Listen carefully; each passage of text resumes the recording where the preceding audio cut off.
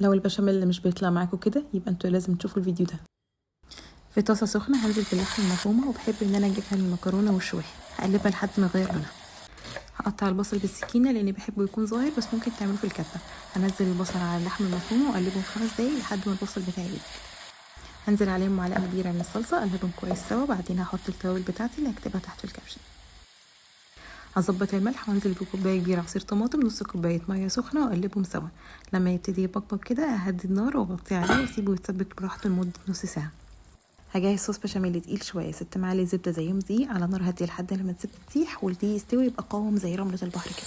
هنزل بلتر ونص باللبن بدرجه حراره الغرفه واقلب فيهم كويس عشان ميبقاش عندي اي كلاكيع. هتبل بملح وفلفل اسمر وشويه قرنفل، واحط جبنه كريمي لان شربت القشطه بتاعت اللبن. هقلب لحد ما يبقى عندي بشاميل تقيل وناعم. لما يبقبق كده اعرف انه خلاص استوى. هنزل معلقتين من البشاميل على مكرونه نص سلقه واقلبهم كويس. هدهن الصينيه اللي هستخدمها بشاميل برضو عشان المكرونه ما تلزقش مني. هبتدي ارص الطبقات، مكرونه وعليها طبقه محترمه من البشاميل، طبقه محترمه من اللحمه المفرومه واتاكد ان انا فردها كويس، واحط باقي المكرونه وباقي البشاميل بتاعي كله على الوش.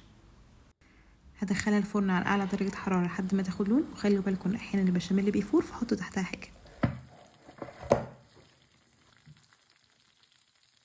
بس كده، جربوها وقولي لي رايكم.